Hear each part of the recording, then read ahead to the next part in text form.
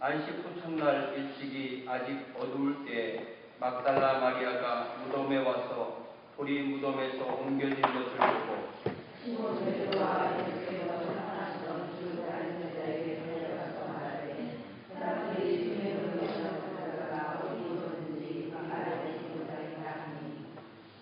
베드로와 그 다른 제자가 나가서 무덤으로 갈새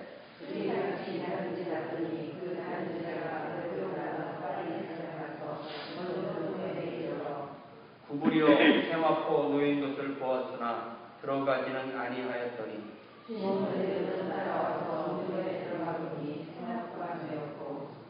또 머리를 쌌던 수건은 세마포와 함께 놓이지 않고 딴 곳에 쌌던 대로 놓여 있더라.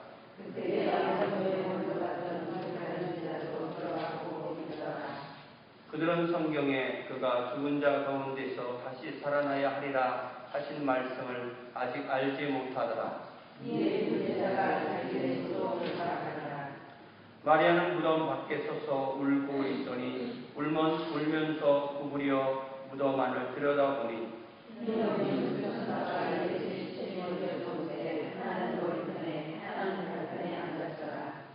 천사들이 이르되 여자여 어찌하여 우느냐 이르되 사람들이 내 짐을 옮겨다가 어디 두었는지 내가 알지 못함이니이다.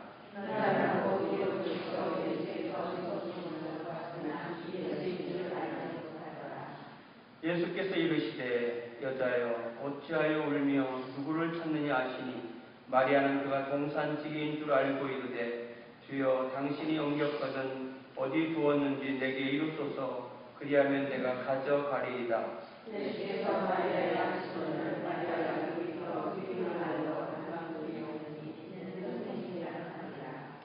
예수께서 이르시되 나를 붙들지 말라. 내가 아직 아버지께로 올라가지 아니하였노라.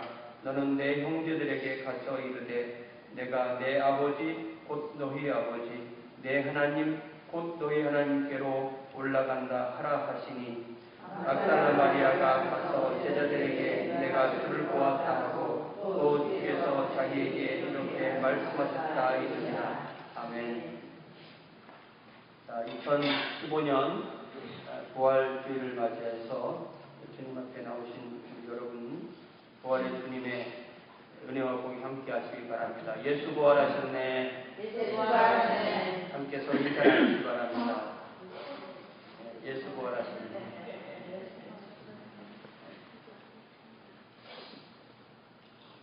어떤 목사님이 한국에 와서 공예를 하시는데 한국 사람들이 안 웃고 그러니까 도대체 왜 이렇게 한국 사람들 안 웃나? 그때 목사님이 얼른 불러대기를 한국 사람들은 우리 주님의 십자가를 매일 묵상하다 보니까 이렇게 심각하게 합니다. 그래서 이게 했대요. 그랬더니 그 목사님이 한국 성도들은 예수님이 부활하셨다는 걸 모르는 거 같거든요. 그래서 미국 사람 늘 헷갈리고 웃고 다닙니다. 저는 가만히 있으면 화난 것처럼 보입니다. 이게 동양 사람들이 보통 다 그래요. 그래서 오해받게 되시는데 우리가 항상 밝은 표정으로 서로 있어야 되는데 특별히 오늘 부활절 아침에 다시 한번 예수님이 부활하셨습니다. 예수 부활하셨네. 웃어가면서 웃으려면 이가 보여야 돼. 이가. 우리 애들 초등학교 때 사진 찍는 거니까 그냥 웃는 게 아니고 이를 보이고 있더만 이렇게 찍더만 그러면 거의 웃어 보이더라고요. 이 부활절 이야기를 성경을 통해서 읽다 보면요 예수님의 제자들 남자 제자 여자 제자 예수님의 가족들 아무도 예수님께서 부활하실 거라는 생각을 아무도 안 했어요. 예수님은 누누이 설명하셨어요. 십자가를 예루살렘 올라가면 고난을 체포되고 고난받고 십자가에서 죽고 장사되고 이제는 사흘 만에 부활하리라. 항상 이 패러로 똑같이 말씀하셨어요. 그런데 제자들은 아무도 단 한 명도 예수님의 부활을 기대하지 않았어요. 그런데 놀랍게도 예수님의 십자가에 못 박은 사람들은 이 마태복음 21장에 보면 십자가에서 돌아가시자마자 이 예수님을 십자가에 못 박았던 그 대제사장들, 바리새인들은 빌라도에게 가서 주여 저 유혹하던 자가 살았을 때 말하되 내가 사흘 후에 다시 살아내냐 하는 것을 우리가 기억하노니. 야, 믿음이 누가 더 좋아? 신자들의 믿음이 좋은 게 아니라 이 예수님을 죽인 사람들이 오히려 더 믿음이 좋아요. 그러므로 분부하여 그 무덤을 사흘까지 굳게 지키게 하소서. 그의 제자들이 와서 시체를 도둑질하여 가고 백성에게 말하되 그가 죽은 자 가운데서 살아났다 하면 후의 유혹이 전보다 더 될까 하나이다. 이 얼마나 주도 면밀하게 준비를 합니까?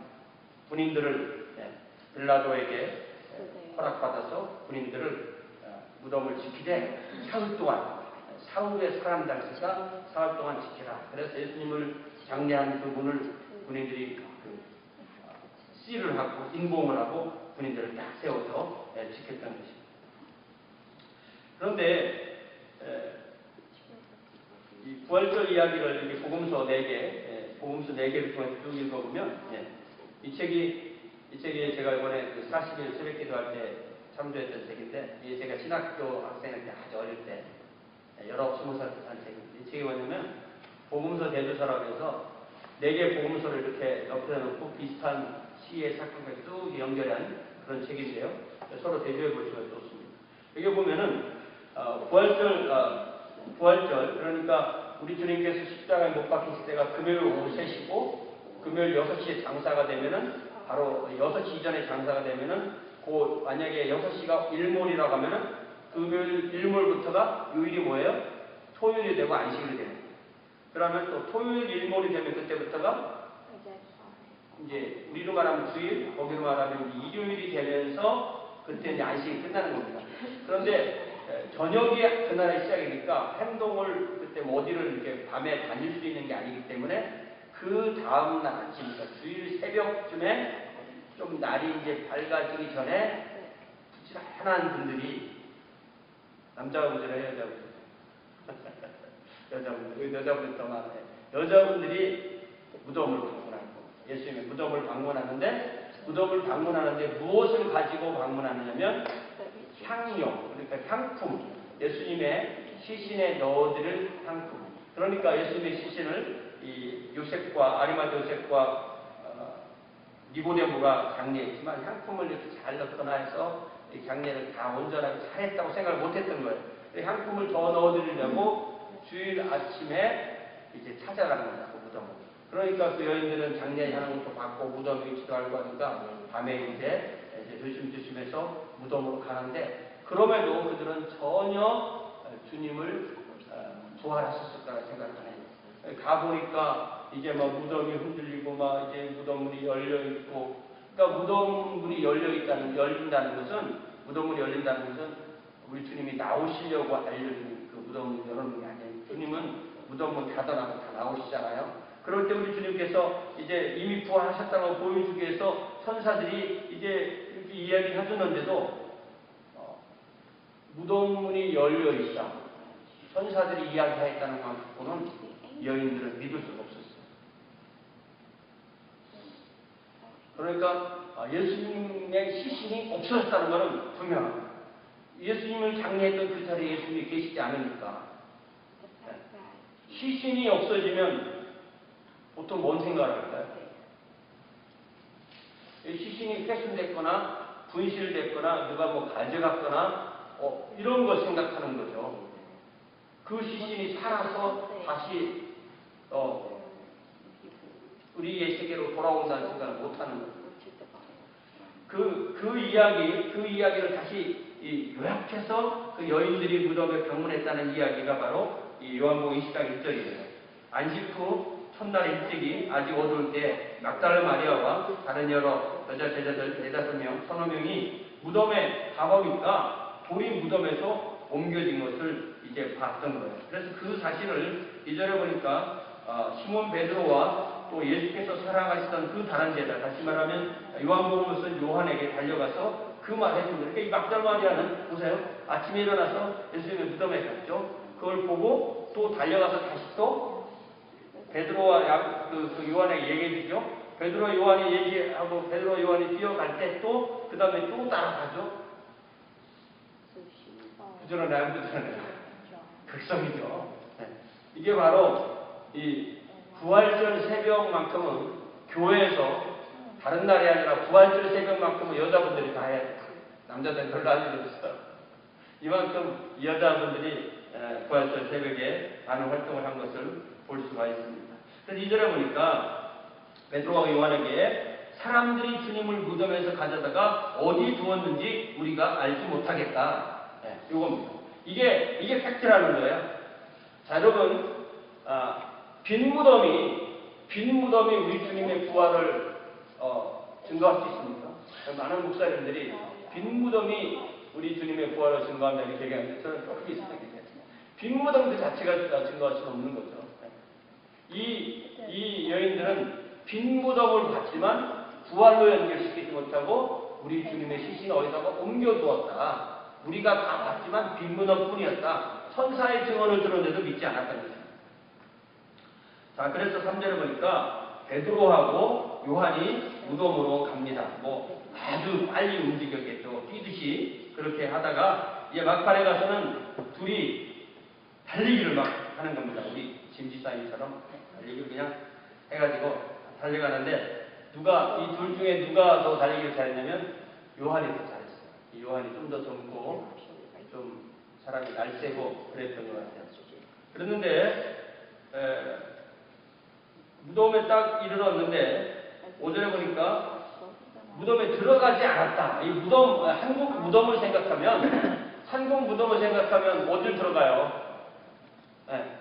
여기 미국 우리가 무덤 보지만 뭐 어디 들어가는데 부자들 조금 무덤은 집처럼 돼 있어요. 미국 무덤. 들어갔어요. 가족 무덤이니까. 이스라엘에서도 이 산에 이 바위에 불을 뚫어서 가족묘를 씁니다. 그런데 이 묘는 아리마다 요셉이 아마 자기 가족을 위해서 한 새 불이었다고 그렇게 되어 있어요. 그래서 무덤 문을 이렇게 막았던 돌은 이미 굴려져 있고 그 안에를 이렇게 바라보고 있는 겁니다. 마침 떠오른 해가 그 무덤 안에 이렇게 비춰주었는지 모르겠어요. 그런데 들어가 보지는 않아요.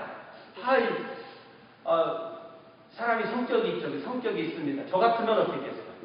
저는 들어가고. 근데 요한은 안 들어가요. 주님의 시신이 없어졌는데도 다 이렇게 머리만 들어가요. 그런데 6절에 보니까 시몬 베드로는 이제 아마 뭐 몸집이 더 좋았던지 달리기가 좀 늦었어요. 근데 따라와서 제 느낌에는 그래요. 달려오는 그 속도로 무덤 속으로 달려들어갑니다. 달려 들어가서 보니까 예수님의 세마포가 그러니까 이 몸에 향료를 놓으면서 이 세마포를 이렇게 발부터해서 이 목까지를 이렇게 계속 감는 겁니다. 계속 감는 거예요. 우리나라 배로도 이렇게 감죠. 네. 그리고 이 머리 부분은 또 따로 감아요. 그러면 이 말씀을 보니까 세마포가 놓여 있었다. 꼭 어떻게 생각하면 되냐면 우리가 누에꼬치에서 번데기를 꺼내려면은 누에 한 부분을 이렇게 자릅니다. 누에꼬치를 이렇게 한 10분의 1 정도로 딱 자르고 번데기 딱 꺼내거든요. 그러면은 나머지 속은 텅 비어있죠. 마치 그렇게 우리 주님의 그 세마포 이 목 아래 부분이 그냥 속은 딱 비었고 겉에 세마포는 딱 있더라요. 그리고 또 말씀해 보니까 그 다음 보니까 7절에 보니까 머리를 쌌던 부분은 세마포 그러면 그거랑 이게 딱 붙어 있으면 머리를 쌌던 수건하고 이 세마포가 딱 붙어 있으면 그 속이 폈는지 안 폈는지 제가 모르죠. 그리고 이 부분은 비어 있고 또 머리를 쌌던 수건은 또 좀 떨어지는 곳에 있더라. 이렇게 그러니까 이게 누구가 외부에서 만약에 그분의 시신을 가져갔다면 그런 일이 생길 리가 없는 거죠. 어떻게 속만 빼요? 네. 속에 계신 시신은 어떻게 빼느냐? 그걸 말하는 겁니다. 그래서 이렇게 따로 모였고, 그렇게 그대로 쌌던 대로 놓여있더라.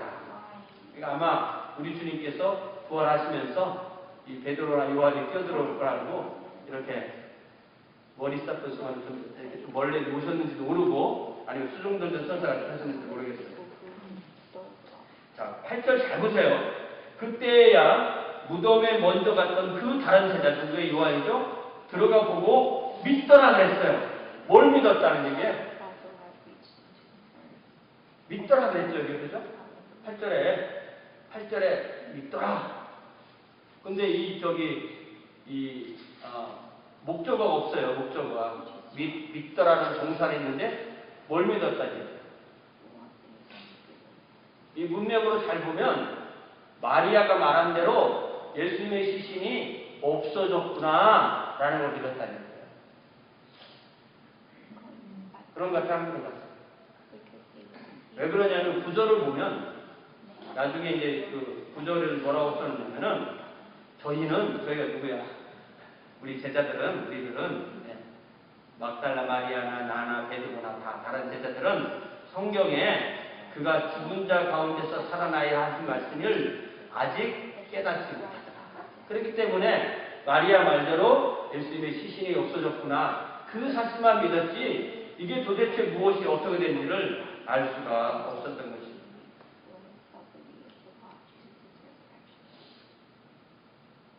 이걸 우리가 통해서 알 수 있는 것은 심지어 성경까지도 하나님을 대적하는 사람이 더 잘할 수가 있다. 예수님을 대적하는 사람들은 더 잘 알고 대비했는데 예수님 믿는 사람들은 아직 눈이 열리지 못합니다. 제가 요즘 그 애들하고 무슨 얘기를 하냐면 예수님을 잘 믿는데 지혜롭지 못해. 그럼 좀 안 되잖아. 우리는 예수님을 잘 믿는다는 것이 또 지혜로운 것에 연결이 돼야죠. 지혜롭고 순결하고 지혜로워. 근데 그걸 깨닫지를 못했던 것입니다. 하나님의 자녀들이 넋을 놓고 있는 동안에 사탄의 자녀들은 용의주도하게 자기 일을 하는, 그런데 오히려 이 주님의 자녀들이 뒤쫓아가고 있는 그런 입장입니다. 자, 그래서 10절에 보니까 이에 두 제자가 자기들의 집으로 돌아가죠. 돌아가면서 무슨 생각을 했겠어요? 우리 주님의 시신을 우리가 잃어버렸네. 십자가에 못 박혔습니다. 시신을 잃어버렸네. 이거잖아요. 그러니까 이 발걸음이 갈 때는 달려갈 때는 막 달려갔는데 올 때는 아무 힘없이 돌아갑니다. 그런데 11절에 보세요. 그러면 이 마리아를 따라가야지. 그죠? 마리아를 따라가야지. 다른 여인들도 처음에는 같이 갔었으니까 같이 다녀야 되는데 같이 안 다녀요. 마리아 혼자 돌아다녀요. 이 마리아 혼자 무덤 밖에 서서 울고 있는 거예요. 울면서 다시 또 자기도 무덤 안을 바라보는 거예요. 네. 여기 이 사람이 바로 막달라 마리아죠. 이 갈릴리 호수 북쪽에 있는 아주 작은 마을인데, 이 여자는 다른 복음서에 보면 귀신 들렸던, 아주 심한 귀신이 들렸던 그런 여인이었습니다. 그런데 우리 주님께서 그 여인을 고쳐주시고 주님의 제자가 된 이 마리아인데, 이 상황에서 그 동산에 다 돌아갔는데 마리아만 거기서 막 울면서 부활의 주님을 찾는 게 아니라 뭘 찾는다고요? 우리 주님의 시신을 잃어버렸다. 얼마나 안타깝고 슬프고 좌절되고 이게 도대체 무슨 상황인지 이렇게 울고 있던 이 상황에서 우리 주님이 바로 이 마리아를 만나주신다는 것입니다. 여러분, 이 유대인들의 법에 의하면요, 여자의 증언은 증언 효과가 없습니다. 마치 아이들의 증언이 증언 효과가 없듯이. 그럼 성경을 쓴 분들이 바보들인가요? 부활의 첫 증인이 누구라고요? 여자라고요. 그런데도 그 얘기를 도저히 써놓는 거예요. 우리는 거짓말할 필요 없다. 이게 여자가 처음 봤지만 여자는 그 증언의 능력이 없으니까 뒤로 좀 나오시고 나중에 저녁 때 방문하신 그곳을 부활의 첫 증인을 얘기해야 되지 않나. 이렇게 그걸 이야기를 바꾸지 않았다는 것입니다.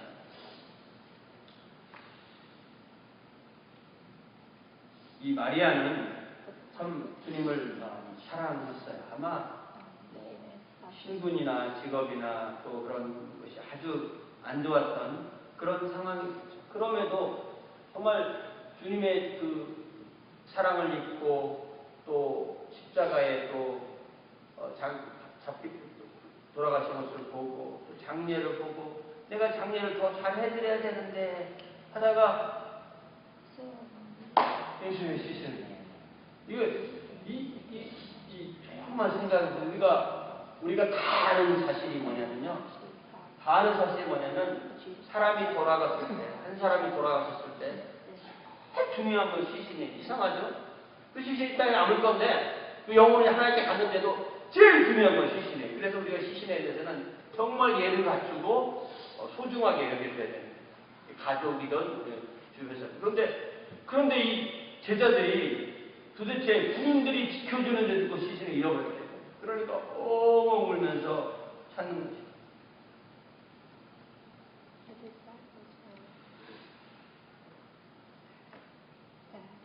그런데 그 무덤안을 이렇게 마리아가 바라보니까 아까 나타났던 그 흰옷 입은 그 두 천사가 예수의 시체에 누웠을 때 하나는 머리표에 그러니까 이게 세마포가 그대로 있으니까 이 세마포 발쪽에 있는 부분에 천사가 한 명이 앉아있고 또 머리가 누웠을 즈음에 또 한 명이 천사 한 명이 앉아있는 것입니다.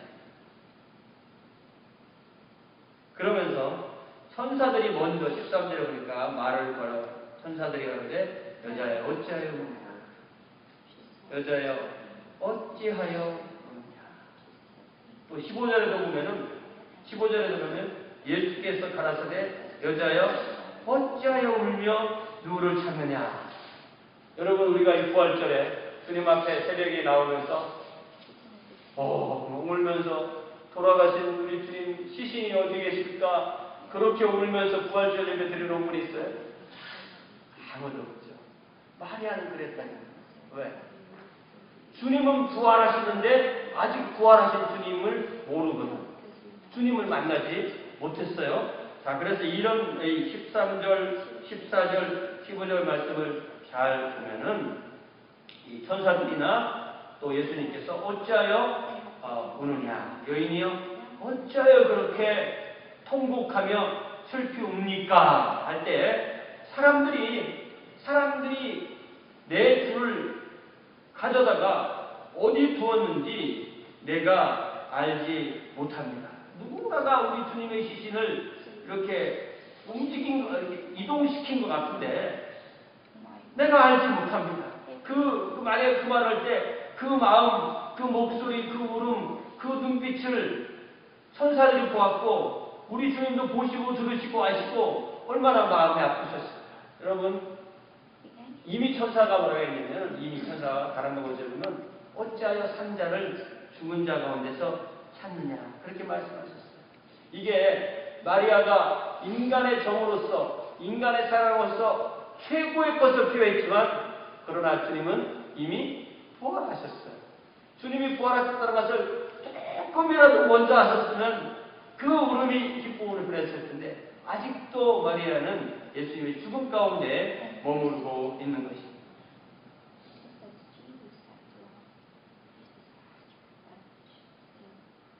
우리 주님께서도 뒤에 보면 어찌하여 우느냐 울지 않아도 되는데 왜 우니? 지금은 울 때가 아니야. 지금은 기뻐서 주님 앞에 찬양할 때라는 것을 그러나 마리아는 울고 있는 것입니다. 아직 마리아는 죽은 예수님의 몸을 머무르고 있었고 그렇기 때문에 우리가 이 부활절의 특징은 죽음에서 생명으로 또 슬픔에서 기쁨으로 또 무능력에서 능력으로 바뀌는 것이 바로 부활절의 능력인 줄로 믿습니다.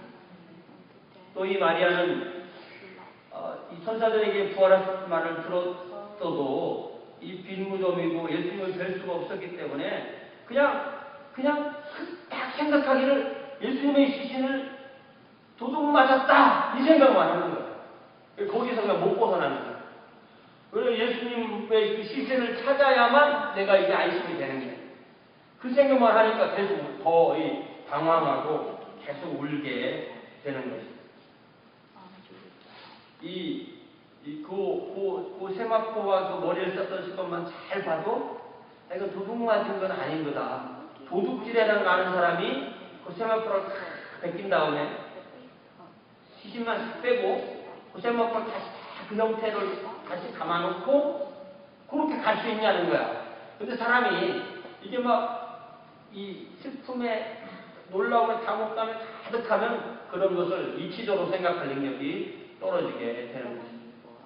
그 마리아에게 우리 주님이 오셨다는 것입니다. 왜냐하면 마리아는 주님을 뜨겁게 사랑하는 그런 여인입니다. 그런 면에서 많은 제자들이 있는데 이 마리아를 처음으로 만나주셨어요. 다른 마리아가 어머니가. 여러분 만약에 우리가 기쁜 소식이 있다면 맨 먼저 누구에게 알리겠어요? 네? 누구에게 먼저 알려주고 싶으세요? 어머니에게 알려주고 싶으세요? 딸에게 알려주고 싶으세요? 아내에게 알려주고 싶으세요? 이 질문에 많이 헷갈리게 만들죠. 네. 뭐 앞에 있는 사람부터 먼저 알려야 되겠죠. 근데 마리아는 바로 그 현장에 나와 있었다는 것입니다. 우리가 주님을 사랑하면 이 주님 앞에 나와서 예배하는 게 고역이 아닌 거예요. 여러분 제가 전화해가지고 새벽 예배할 때 나오라고 잠 못 자게 괴롭히고 이렇게 안 해도 다 나오는 거잖아요. 그죠? 왜? 마리아도 그렇게 주님을 사랑하듯이 그 사랑을 우리가 주님 앞에 드린 것입니다. 자, 그래서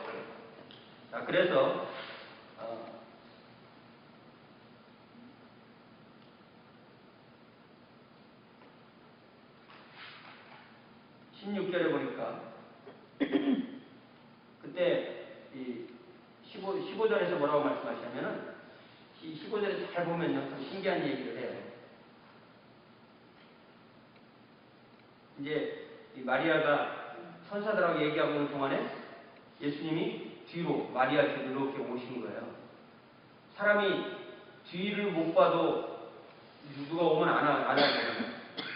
인기척이 있죠. 그죠? 그래서 뒤를 딱 이렇게 보니까 어떤 남자가 서 있는 거예요. 그래서 그 남자가 말을 하기를 여인이여 어찌하여 오시며 누구를 찾습니까? 그러니까 마리아가 그를 누군 줄 알았다고 했어요? 동간 시키는 사람이라고. 잘 보세요. 주여 당신이 옮겨갔거든 혼자 움직일 수가 없는 게 아니에요. 이 23절에는 그들이 움직였다 했어요. 근데 여기서는 갑자기 저 사람이 움직였나? 하면서 내게 이르소서 그리하면 어떻게 한다고 그래 자기가 예수님의 시신을 어떻게 한다고? 가져간다고. 자기가 어떻게 가져가? 그러니까 이게 너무 이게 막 혼란스럽고 정신이 없는 그런 상황을 우리가 조금만 생각해보면 알 수가 있습니다. 그런데 우리 주님께서 이 15절에서 이미 14절 15절에서 마리아하고 대화를 나눴는데도 마리아가 예수님을 몰라봤어요.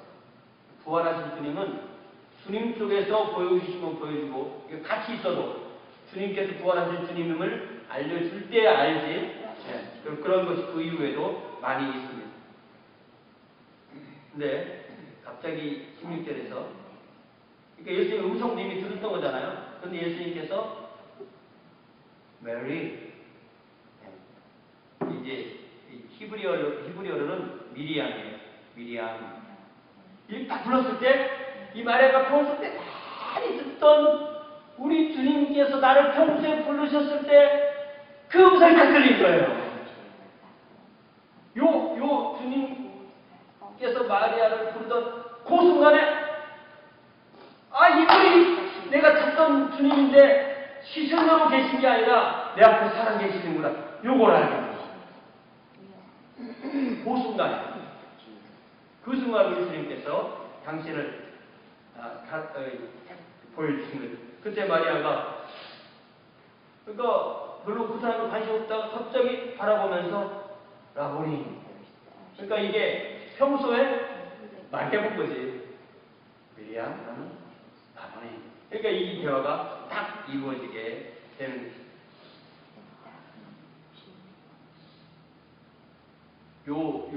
요 순간의 변화가 하나 커다란 변화였어요. 이 긴 대화가 필요해 안 필요해? 긴 대화가 안 필요해. 자, 17절에 보니까 그런데 이 마리아가 주님을 아마 가서 꼭 붙들었던 것 같아요. 왜? 도망가실까봐.